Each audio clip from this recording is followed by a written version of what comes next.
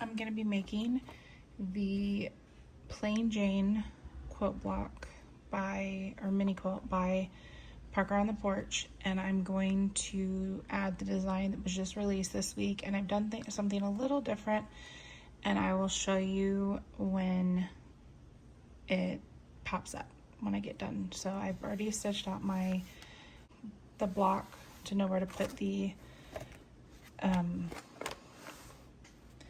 batting. So I'm gonna put that down and then I will stitch it and be right back. So now that we have stitched the placement stitch for the batting, we are going to trim it and then put it back on the machine and stitch down our main fabric. Trimming isn't a must, but if you notice how there's like the little gap right there, it's easier to turn it when you do finish, and it gives it a less bulky turn. So I will be adding my fabric, 1 second. So I'm gonna use this kind of white gray Crosshatch Blender fabric. I don't typically like to use white, but I think this will go well with the design. So let's stitch that out and be right back. So now we've stitched out the placement for the main fabric. Now we'll stitch out the quilting design. I don't really know what the correct term is, but the quilt design, and then the actual design of the Christmas design. Words are hard, sorry. Okay, so they're called quilt stitches. So this is the quilt stitch. This actually came with the orange peel quilt stitch, and I deleted that and used these cute little paw prints from the new mug rugs. And so I just was able to, in my program on the computer, take these and then I duplicated and erased some. So next, this is stitch number 4. The quilt stitch will be number 4 on your in the lineup, and then we'll start with the design. So if you're adding a design to the quilt blocks, you're going to want to make it starting at number 5. So I'm going to stitch that and be right back. Now that we have stitched out our design, we're going to stitch the guidelines for the binding. And this is the guidelines for the bindings. Okay, so we have stitched the binding, and with directional fabric it's a little bit harder to get all in the right way, but I was able to make it work. We're going to stitch where we're going to put the hanger part. So this is the layout stitch is what I call it, for the little loop that you're going to put here. So I'm going to measure that, and that is about 4 3/4. And so I'm going to use this fabric, the dog fabric, and show you how I do it. 1 second. Okay, so what I'm going to do is going to cut out a 10-inch piece.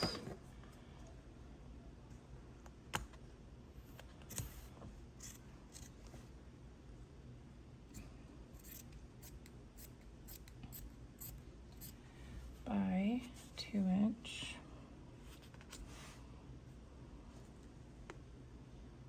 2.5-inch. My bad.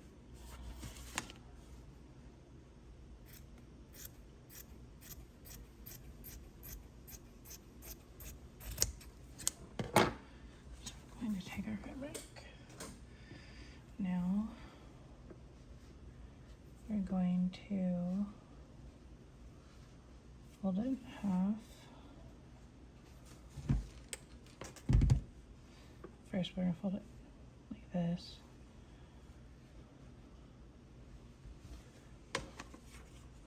And iron it so that it stays down. Well, first we will double check on our design that it fits and fold it just a little bit more.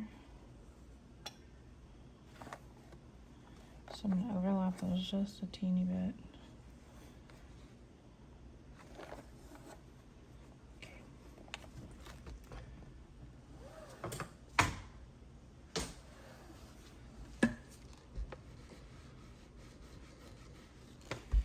Then we will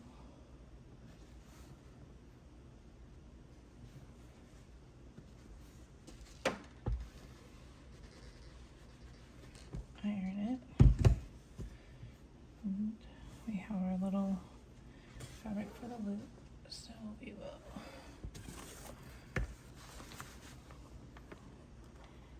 now it's going to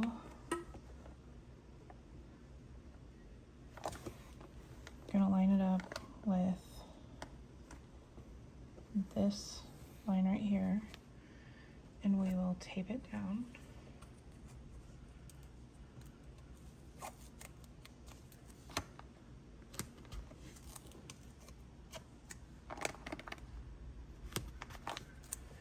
And stitch the tack down, which is going to be right here, right back. Okay, so now we just need to stitch the backing on, and again we're going to find about the midpoint, put that there, and we fold it because we're going to attach our hem tape to make them stick together. So overlap. Then just tape it just a bit.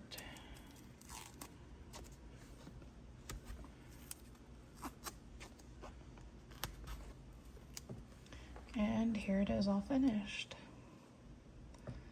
And the two little dogs are right on top of each other. They didn't turn out, I mean, can't see a whole lot, but it still goes with the theme. And then the back, of course, we have our hem tape. We'll fix that. So yeah, cute little decor.